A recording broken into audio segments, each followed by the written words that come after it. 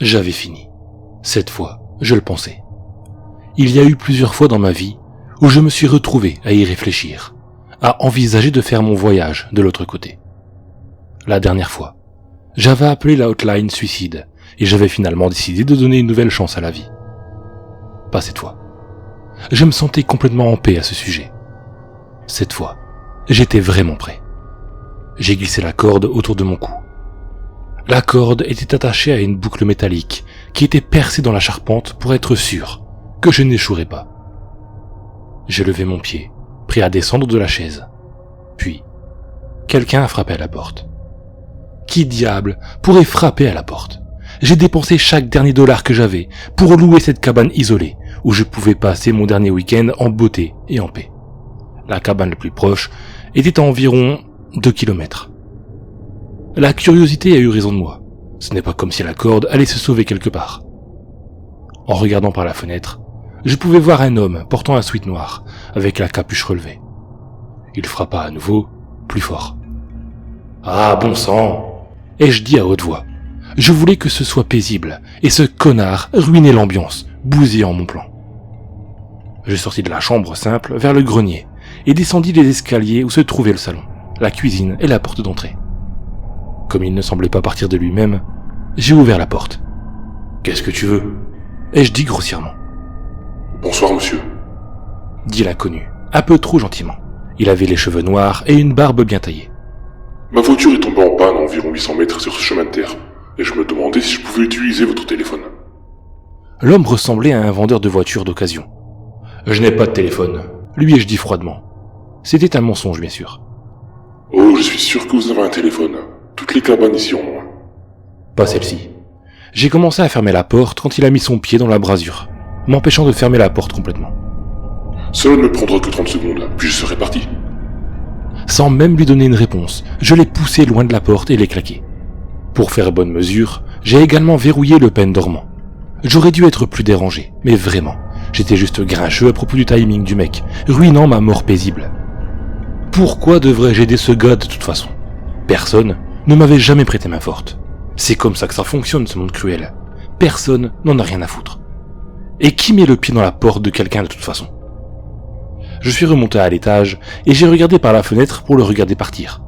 Il était censé être parti, mais je n'avais pas vu. Le chemin de terre menant à la cabane était long et droit. Je devrais pouvoir le voir s'éloigner, encore. J'avais besoin de m'assurer que ce type était parti, afin que je puisse retrouver la paix avec la mort. J'ai vérifié toutes les fenêtres à la recherche du cinglé.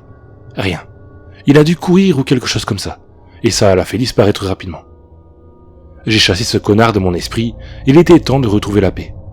J'ai réalisé que le soleil commençait maintenant à se coucher sur les sommets des montagnes voisines.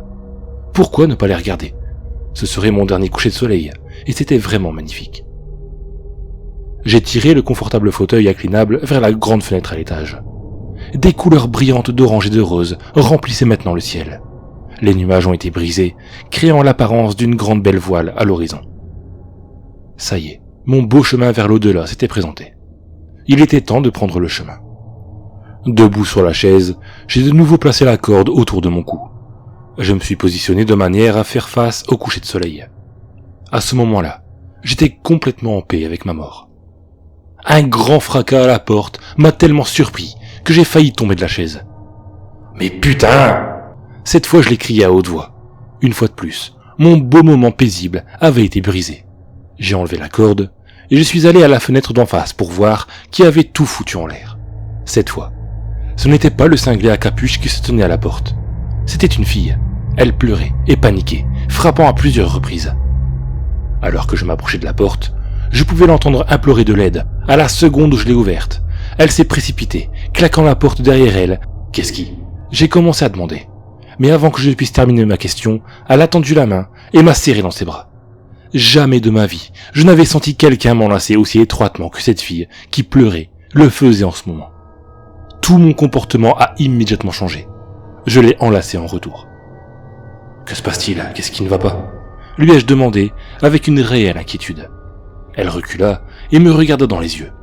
Je n'ai pas pu m'empêcher de remarquer que, même à travers ses larmes, elle était absolument magnifique. Ses longs cheveux noirs mettaient en valeur ses beaux yeux verts. Ils étaient d'une nuance de vert que je n'avais jamais vue auparavant. Pendant un instant, je me suis perdu dans ses yeux. Je suis revenu à la réalité quand elle a commencé à parler. « Il l'a tué. Il a tué Jess. » Elle sanglotait. « Quoi? Qui? C'est qui, Jess? » « Cet homme. Il est venu à la porte. Il a demandé à utiliser le téléphone, alors je l'ai laissé entrer. Puis il a sorti un couteau. Il l'a tué. » La jeune fille éclata en sanglots incontrôlables et enfouit son visage dans mon épaule. Je la serrai fort. Ça m'a frappé à ce moment-là. Elle venait de décrire l'homme qui avait frappé à la porte plus tôt. Putain de merde, cet homme avait tué quelqu'un. J'ai conduit la fille dans la cuisine où j'ai appelé le 911. 911, quelle est votre urgence? Je m'appelle Dean Johnson, il y a eu un meurtre, s'il vous plaît, venez vite. Je lui ai donné l'adresse de la cabine dans laquelle je logeais. Heureusement, c'était sur une carte près du téléphone fixe. J'ai demandé à la fille l'adresse du meurtre, elle ne savait pas. Mais elle a réussi à dire à l'opératrice qu'elle s'appelait Sarah et que quelqu'un venait d'assassiner Jess. D'accord, monsieur. Veuillez verrouiller les portes et rester à l'intérieur. Les secouristes seront là dans environ 30 minutes. 30 minutes? 30 minutes? Il y a un meurtrier en cavale. Je suis désolé, monsieur. Vous êtes dans une région éloignée. Avant que je puisse répondre, on frappa fort à la porte. Sarah a pleuré et j'ai lâché le téléphone. Silencieusement, je me dirigeais vers la porte et regardais nerveusement par le Judas. C'était lui, le connard de vendeur de voitures encagoulé. Il était couvert de sang maintenant et tenait un couteau dégoulinant. « J'ai besoin d'emprunter votre téléphone !» dit l'homme. Sa fausse gentillesse avait été remplacée par un ton maniaque et fort. Boum. Il a donné un coup de pied à la porte. J'ai couru à la cuisine pour prendre mon propre couteau. Sarah en tenait déjà un. Boum. Il y a eu un autre coup de pied. Nous étions là, terrifiés et ne sachant que faire. Je me suis préparé pour un autre boum, mais il n'y en avait pas. C'était silencieux. Pourquoi ne montes-tu pas à l'étage? Et je dis à Sarah, je vais rester ici au cas où. Je suis venu dans cette cabane préparé à rencontrer la mort, mais Sarah ne méritait pas ça. Je venais juste de la rencontrer, mais j'éprouvais un réel désir de la protéger. Sarah hocha la tête et monta les escaliers. Juste au moment où elle franchissait la dernière marche, la vitre de la porte arrière coulissante en verre explosa sous l'effet d'un rocher. L'homme est entré en grimpant par la grande fenêtre. J'ai attrapé un vase sur la table et lui ai lancé de toutes mes forces, mais malheureusement, je l'ai loupé. Le couteau toujours à la main, j'ai pris une chaise en bois et je l'ai chargée avec une bravoure que je n'avais jamais ressentie auparavant. La collision nous a fait tomber tous les deux au sol. Je lui ai donné un coup de couteau visant le cou, mais je l'ai encore raté. J'ai quand même coupé son visage. Il m'a riposté, me faisant une profonde entaille dans le haut de la poitrine. J'ai roulé en arrière essayant de me relever. Avant que je ne sois tout en haut, la chaise m'a frappé au visage et m'a fait tomber au sol. J'ai bégayé et essayé de me remettre sur mes pieds, avec une autre entaille qui m'a manqué de peu. J'ai commencé à frapper et à frapper sauvagement maintenant. J'avoue que je ne savais pas me battre, je n'en avais jamais eu besoin auparavant. L'homme m'a claqué le vase que je lui avais lancé sur ma tête, le brisant en morceaux.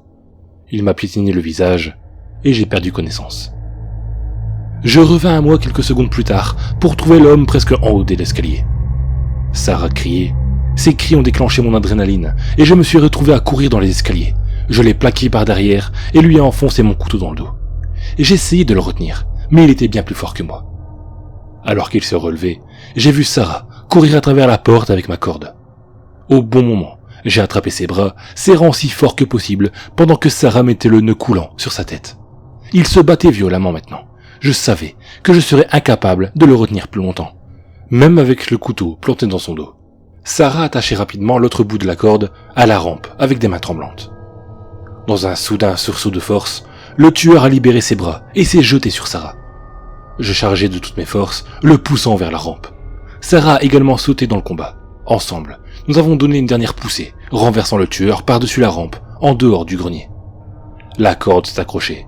Avec un craque audible, sa chute a été interrompue, tout comme son cou. Nos deux nœuds avaient tenu.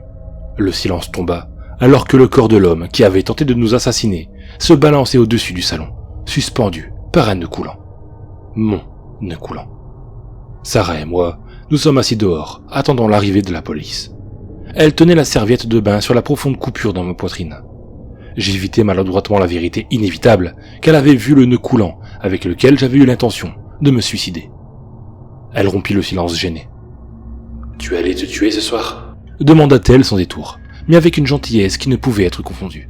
« Oui, ai-je admis. »« Je t'en prie, ne le fais pas. » m'a dit Sarah en me regardant dans les yeux. Ses yeux larmoyants étaient tout aussi beaux, la plus belle chose que je n'avais jamais vue. « Je ne le ferai pas, ai-je promis, les larmes coulant maintenant sur mon visage, et je le pensais. C'était il y a à peu près 18 mois maintenant, et je suis maintenant heureux de vous dire que je suis toujours là. Je ne veux plus mourir. Mais cette histoire n'est pas seulement l'histoire de comment je ne me suis pas suicidé, mais aussi l'histoire de comment j'ai rencontré ma femme, Sarah. Nous célébrons notre lune de miel maintenant, dans une belle maison de plage surplombant l'océan. Nous avons choisi un emplacement le plus éloigné possible des bois. Nous guérissons toujours, mais nous guérissons ensemble. Sarah guérit du traumatisme de sa meilleure amie Jessica, qui a été assassinée. Je guéris d'années de négligence personnelle et de comportements autodestructeurs. Je n'avais pas réalisé à quel point j'étais vraiment brisé jusqu'à ce que je rencontre Sarah. Alors que je suis assis ici maintenant, sous le plus beau coucher de soleil que j'ai vu depuis ce jour fatidique, je réalise enfin ce qui manquait à ma vie. Ce qui manquait, c'était le sentiment d'être aimé, et plus important encore, d'avoir quelqu'un à aimer.